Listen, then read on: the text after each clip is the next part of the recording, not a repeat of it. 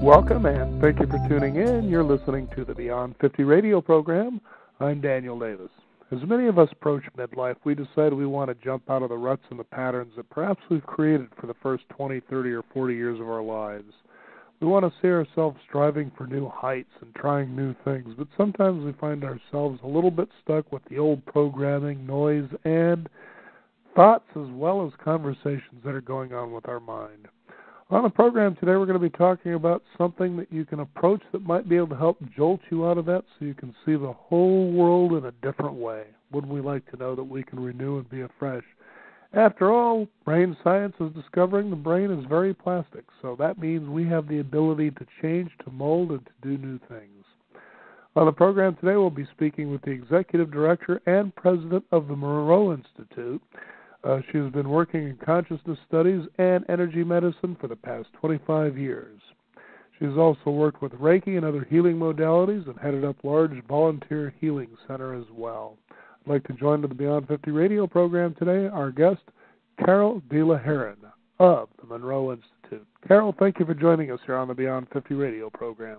Well, thank you for having me, and your introduction is really perfect for what we do here. Well, there you go. See, it's always good to let people know because a lot of times people feel that as they're approaching midlife, I mean, there seems to be a lot of, call it stigma, if you will. You know, the idea that, for instance, if you're out of work, well, you may be seeing things like an age bias going on here, or that you've been doing things the way you have been for a long time, and, well, you just, the maxim, you can't teach an old dog new tricks. Well, really, that's not so true like we used to think. Tell us about that.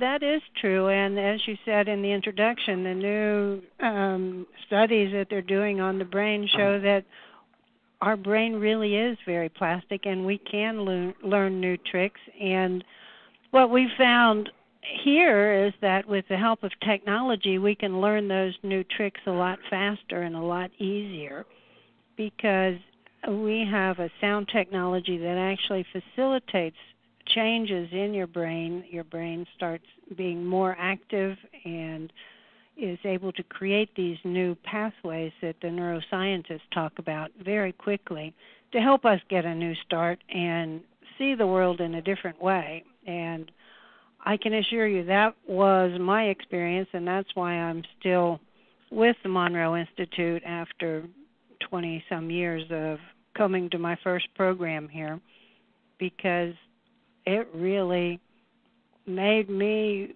capable of seeing the world in a different way and feeling a lot better about myself and understand those around me a lot better, too, just because I had my own new perspective. Mm-hmm.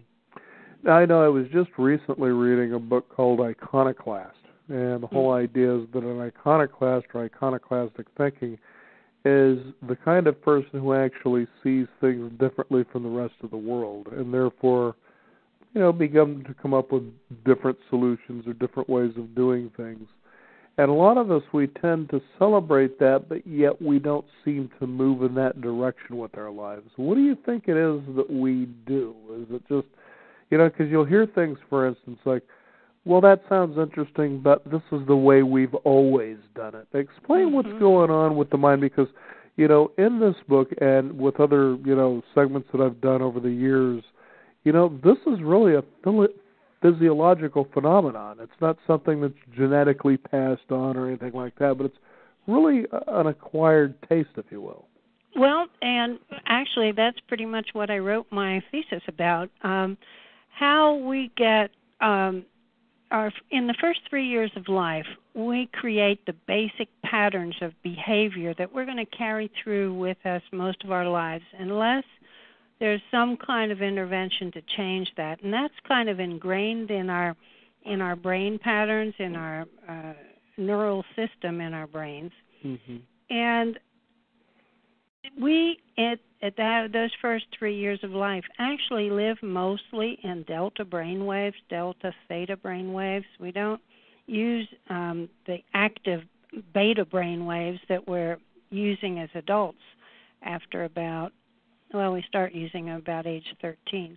But in these early stages, we're in these very relaxed theta delta brainwave states, and this is when we're assimilating everything in the world around us. And so a lot of these patterns are behavior patterns that we're picking up from parents and people close by us. And at the time, they may serve us well, but as we mature in life, things just really, a lot of things really keep us stuck, like you said. Mm-hmm. And the truth is that with this technology, we can move back into those same brainwave states, and so it makes it much easier to make some changes, to let go of some of these things that no longer serve us, because we're in the same place where we actually created them. Interesting. Mm-hmm. It really, to me, it was so fascinating. What they call this is state-dependent learning. They did some really curious tests with to study how this state-dependent learning works. And what they did, they took a number of people and gave them alcohol and got them into a state of being fairly drunk and taught them some things in that state. And then when they were sober again, they couldn't remember what they learned. But when they went back into that state and had some more drinks again, they could remember it. And this is kind of what is going on with us. A lot of times these things are created, they're stored in very specific parts of our brains, in the limbic system, and they're not even like special circumstances. They're like feelings and emotions. And as we can move back into those states, it seems like we're able to change and release a lot of that much, much easier. And we kind of feel that the personal changes that take place in our programs that we see happen all the time are probably a consequence of this kind of moving back into those states. Mm-hmm. Same thing happens to these people that, practice meditation for many years. They go into these deep states. They're never working on changing their emotional patterns or anything, but we notice that they're very calm people. They react differently than most of us to normal life. Doesn't seem to bother them or bug them as much. It just that with the help of technology, all of this happens much quicker. Mm-hmm. Carol, it's fascinating when you come to understand, especially how the brain works. You begin to catch things as you want to change. For instance, as I came to understand, is that the brain is really an efficiency tool, so to speak. Mm. And it requires a lot of energy. Just think about it for the listeners out there when it comes to having to pretty much initiate the body's systems and functions. That takes a lot of energy to do that. Mm-hmm. So when it comes to doing something, generally what the brain will tend to do is it will look at a familiar path, and the reason is it wants to expend the least amount of energy possible in doing that. So here's where I started to understand something, and I thought it was really neat, and that is that when you start to do something that seems unfamiliar, you begin to feel a little agitated, anxious, perhaps even uncomfortable. That's where you go, well, I'd rather kind of do this because it's familiar. Mm-hmm. What's really happening is, is that your brain is saying, look, I'm not familiar with this, and you're about to make me go into a whole new energy overdrive that I'm not so sure that I really want to do. And you say, okay, now this is really interesting. I want the listeners to really know this, because that is really your brain telling you that it just doesn't want to expend the energy. However, who's the master here, you or your brain, Mm-hmm. So in knowing this discomfort that you're feeling or this anxiousness, you say, I'm going to do it in spite of you. And a lot of people experience this, from my understanding, it could be fear. I'm afraid to do this. So you go, okay, well, now you've really kind of played into the brain's manipulation, because the brain, throws the fear out there because it's also something that's concerned with survival. So it makes it seem like a life or death situation. So you can see how talking about what the Monroe Institute does sort of settles that down and says, let's do it anyway because you're not going to die. Picking up a frog isn't going to kill you, of course, unless it's a poison arrow frog. But, along those lines. Mm-hmm.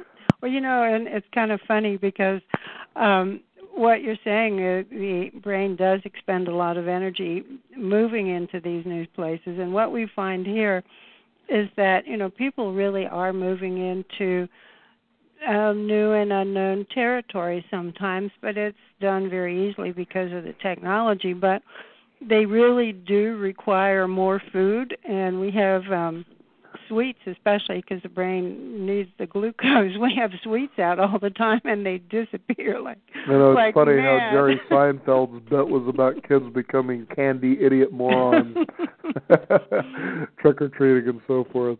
Yeah. But, as the brain does start working and creating these new neural pathways, it takes a lot of energy, and so we supply extra food because we know that this is a normal thing, and people are always saying, "I can't believe it! I ate so much, but I didn't gain any weight." Mm-hmm. Now, Bob Monroe was the founder of the Monroe Institute, according to what I had researched here. Mm-hmm. Now, this was back in the 1950s. He Yes. found sort of I guess if you want to call it, a radically new way of learning. Tell us about that.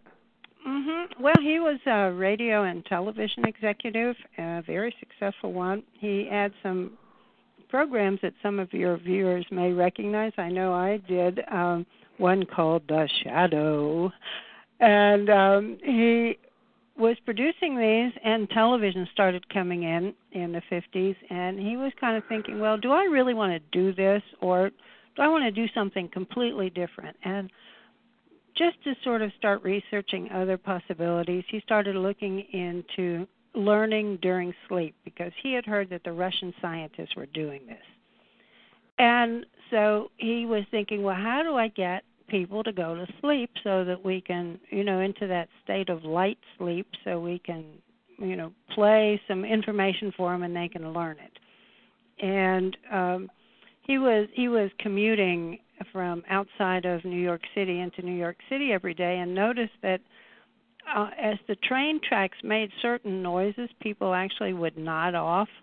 And so he thought, well, maybe sound would help. And so he started using sound on himself to see if he could induce this state of light sleep that the Russians were using. And as he continued to experiment with himself, he started having some strange things happen to him. And the strangest was that one night he found himself, he thought he had fallen out of bed, but he actually suddenly realized that he was floating on the ceiling. Looking down at himself, he said, but who is that man in bed with my wife? Oh, boy. And then he suddenly realizes that it's himself. He goes into panic thinking that he's died and starts kind of swimming in the air to get back into his body. And when he does that, and he sits up and sees that everything's okay and he's not dead and that he's fine, he decides that he must have a brain tumor or have some kind of really terrible psychiatric disease. And so he spends quite a while going to doctors and psychiatrists and psychologists to have them fix him. And they all find that he's in perfect health. So then, trying to figure out what to do now because he has some more of these experiences, he decides to set up a research laboratory himself and see what is going on. I mean, this was a normal business person who'd never thought about religious experiences, mystical experiences, nothing like that. He was a family man. He liked sports cars and airplanes. And, right. And so for him, this was just sort of totally off the wall. And he set up his laboratory and started working with some volunteers to see if these sounds would assist other people in having these experiences, because they started to become very, very interesting. At first he was really frightened, but then he realized that it was extremely empowering and he felt much better, and that he was starting to understand the world in a completely different way, and that some of the things that he had heard about deep meditation and things like that really were true, and that there really is a possibility to connect with the other side. And so he started investigating along those lines and found that, yes, other people could learn to do this, but also that the technology had some very, very practical aspects, like helping people to sleep better and helping people to learn better. Accelerated learning, it was his first focus. And so not only now is it for these mystical kind of experiences, but it's for some very practical, stress-related, helping sleep and things like that. Now, besides people, Carol, who begin to feel that they're sleeping better, learning better, which that's kind of an interesting thing to touch a little bit more on, what have you found other things that people have benefited from going in this direction from learning? Well, I can tell you, especially about my own experience. I showed up here at a time of really severe crisis in my life. My mother had died just before I came here.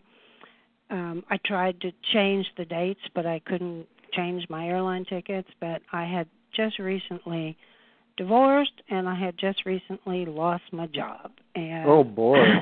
I was like in total crisis, thinking that if you don't mind me asking, about what age were you when this happened? Let's see. This was I was about 44.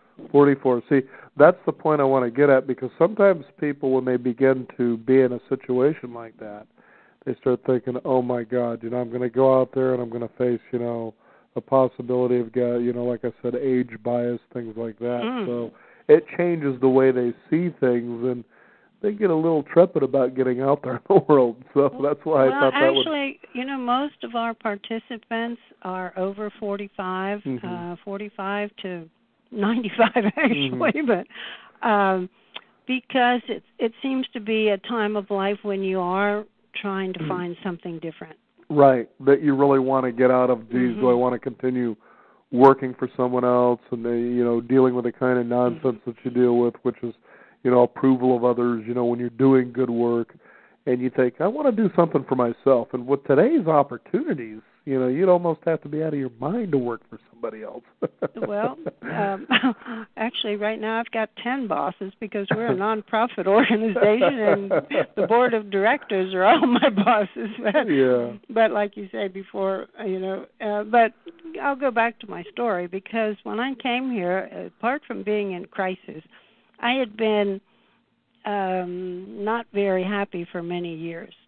And when I came here, I kind of slept through a lot of the exercises and felt that I wasn't getting much until kind of like the end. All of a sudden I had this beautiful experience. But what was really important is when I went home, and it's like things just seemed to move in a different way. It's probably because I was more balanced and more centered. I don't know, but my life just improved tremendously. I was much happier. I could feel things starting to flow in a different way, and I didn't do anything different as far as I knew, but my friends would say, you're different. What did you do? And I said, I'm not different. I'm the same. But they noticed that I didn't get ruffled about the same things. They noticed that I was taking life kind of in a more joyfully, and my kids thought I was really much nicer.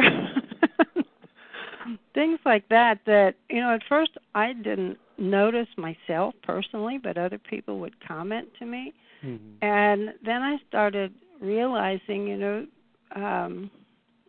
kind of looking at myself as a witness that, I really did react differently to the same situations that used to throw me totally off.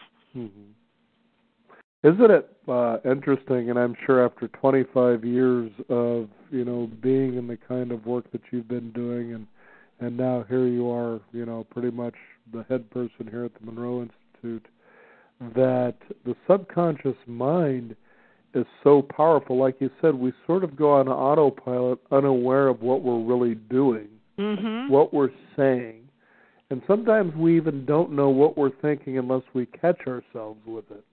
And today we're beginning to understand that if we can begin to be in touch with the subconscious mind more frequently, that we can begin to rewrite and change those tapes to be more pliable, to be more flexible within the moment. So you can see how meditation was something that was understood for centuries that could bring you to this state. And now we also have tools to do the same thing, and that's what you're talking about with the Monroe Institute learning. Yes, not too long ago I was talking to some of the researchers because, now researching the effects of meditation is quite in vogue. And, they find so many positive benefits from meditation. But, they were telling me, well, yes, but it takes 10,000 hours to reach these states. And I said, 10,000 hours? But who's got 10,000 hours in this day and age to, dedicate to meditation? Because that's a lot of time. It sure is. And they said, well, but, and I asked one of the main researchers at University of Wisconsin, well, have you ever considered looking at technology-assisted meditation, which is basically what we do here? And he said, well, maybe we will, but I doubt that. And the truth is, there's that subconscious mind, right? But, we've always done things this way. Exactly. Mind saying, hey, wait, they're about to kill you. You don't want that, do you? But, on the other hand, we had a Buddhist monk here who was 92 years old, and he came with his secretary, who was like 76. And after 3 days of the program, he was so impressed. He talked to Monroe and said, but do you know what you're doing? And Monroe said, well, I've been working at it for about 40 years. I kind of think so. And the monk said, but do you realize that these people in this class who've never meditated are actually in states of consciousness that takes me about 15 years to get my meditators? Wow. And so now he's got his monastery as an ashram in Western Canada, British Columbia somewhere, on headphones because he said... I was just going to say they've each been issued their own Sony Walkman now, along with the meditation pillow. Because, it's like, why waste all this time getting to the really important states if you can do it quicker? Mm-hmm. And a lot of people that actually do the long traditional meditation style say, but you need the time to integrate it. But actually we found here that because you're in those states for longer periods of time than you are when you're trying to do it by yourself without the aid of some technology, that this integration actually does take place quite quickly along with the changes. It's not really necessary to spend all this time, doing this, and they do have the effects. We actually had some doctors here one time. Very interesting study because he was doing our basic program, and he was his name is G.M. Papa. He's a doctor who actually works with aging, anti-aging, and he was taking the program and every day would test his saliva and his urine and his blood for cortisol levels and other things. And he, at the end of the week, was very impressed because cortisol was way down. And he thought, well, this is really helpful for maintaining the physical body, but also your, mental states too. And so he went home and found that back in his busy life, the cortisol levels started returning toward normal. But he found that if he could actually listen at least 3 times a week to a CD, that they would maintain that optimum level that he had been able to obtain here during the program. Mm-hmm. These are the kind of practical things that make you understand that having our brain in a good state through meditation, assisted with technology or not, really helps us not only feel calmer, but on a physical level too. Mm-hmm. Which, as we've explored over the more than 8 years that we've been producing our program, it's beginning to see that, for instance, things such as cancer, sickness, you hear doctors constantly, especially in our program, have said, 90+% of all sicknesses and ailments are due to stress. If people could learn to de-stress themselves, there's really not much of a need for us unless you get a broken arm or a laceration that you can't really fix at home. There's really not much of a need for a doctor, hence physician, heal thyself. And you can see where it can all start in the mind. Absolutely. Now, if you can, give us an idea of some of the programs that you offer and how people can find out more about the Monroe Institute. Well, we offer quite a number of programs, but our basic entry-level program is called the Gateway Voyage. And in this program, it introduces us to 5 different levels of consciousness or brainwave patterns. Monroe used what he calls focus levels to indicate brainwave patterns that he identified as being very beneficial. And these focus levels, the first one, which he calls Focus 10, is mind awake, body asleep, which means that we're in a very relaxed physical body state, but that we are awake and alert and can function very well. And it seems to be a state very typical for these monks who have meditated for many years. They're completely alert, but they're totally relaxed. And the good thing about this kind of technology is that you're in the states long enough to create these new neural pathways, so it's something that you go home with, a new brain.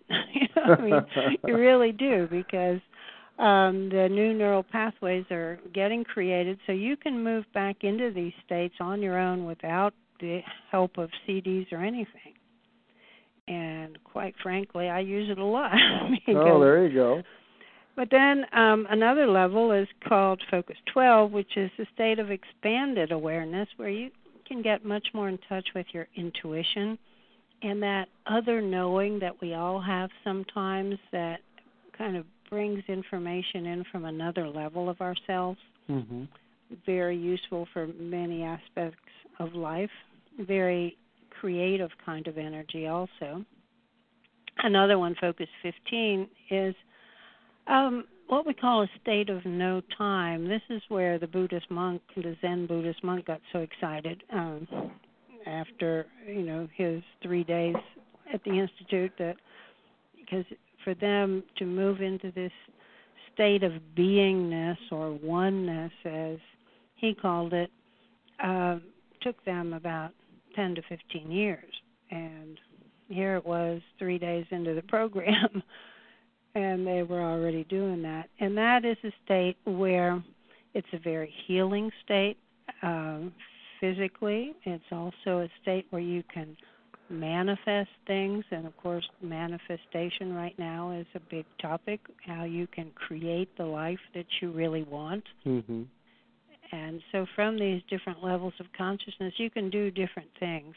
There's another one that's quite interesting that we introduced in this first program called Dolphin Energy Healing, which, Bob Monroe's wife, Nancy, got breast cancer. And so he got very, very interested in healing. And one of the things he did was put 12 renowned healers into his laboratory to see what kind of brain waves they had when they were actually doing healing. Mm-hmm. And then he created sound patterns so that we could all move into those same brainwave states and do healing for ourselves or for others. It's incredible, too, to think that each and every one of us have those tools. That each and every one of us, if that's our desire can attain guru status or that mystical level of power that we tend to worship others for having, but it's only because they've done the work and we desire to have that for ourselves. Some of them understand that, and they help you along that path, and others sort of like being praised to. Oh, of course. Keep that money flowing. You're doing it wrong, Well, and that's one of the really interesting things here.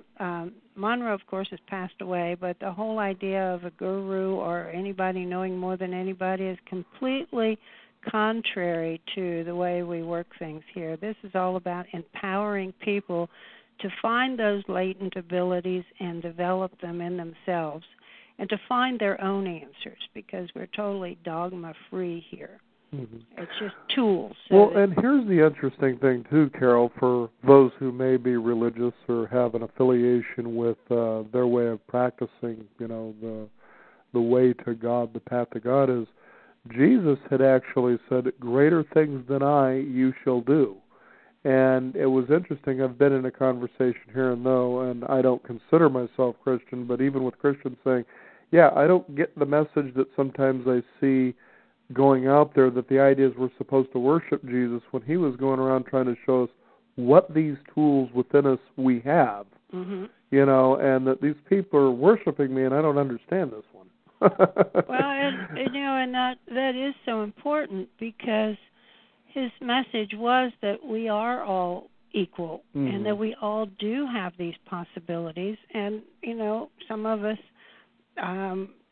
realize that, but most of us have to have a little help in recognizing it. Absolutely.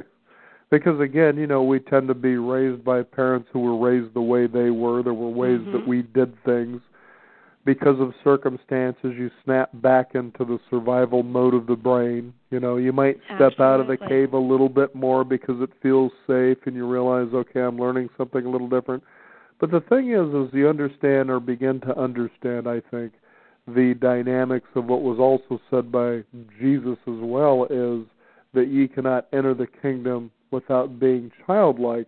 And when you think about what it was like when we were children, we were fearless. We didn't think about consequences. We just knew we desired to move in this direction, or we had a desire to have this thing. And then you get older and you start putting all these blocks in the way, and you find yourself, it's just safer just, to wish that I could have that, but I'm not going to move toward it anymore. Yeah, and it's really a shame, because so many people could do so many incredible things with the time they have, because as you get over 50, you do have more time to dedicate to other things that besides work and family. The kids are usually grown, and so you can move into looking into other ways of living out the rest of life. And it certainly, anything that can empower us to, move forward on a personal level seems to me to be so important.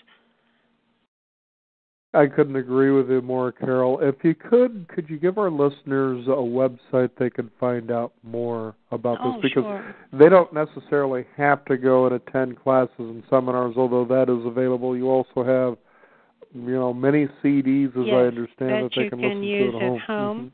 And we actually do have classes not only in Virginia but also in California. And but the website is very easy: www.monroeinstitute.org, which is because we are a nonprofit organization. Carol, it's been such a pleasure to have you on the program to let people know there are just tremendous possibilities out there for you to live and be the kind of life you desire, and to know that there are tools out there to make that very possible. After all, if you know there's a shovel that you can dig a hole, you don't have to sit and wish it. Just pick up the shovel and use it, and it's the same thing that we're talking about here, digging out that real you that's yearning and dying to get out. And, if any of the listeners are interested in reading a bit more about an experience here, this weekend in the Washington Post, there is an incredible article. It's online on the Washington Post magazine about the experiences some of the reporters who were kind of incognito had here during a Gateway program recently. Fantastic.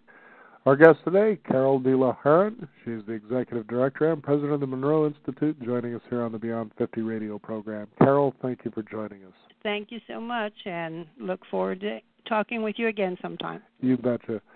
We also want to thank you, the listeners out there. As we like to let you know, there are always possibilities out there, but you still need to take action to move toward that. That way you can move toward the life that you were meant to have and that you've been dreaming of having all along. Another action you can take is pick up that finger, push a button, go to our website at beyond50radio.com, the number 50. Sign up for our free weekly e-newsletter, and also be sure to visit us at our blog. We'll have an archive of the show and downloads for you to use and share with others. I'm Daniel Davis. This is the Beyond 50 radio program, and remember, live your day past halfway.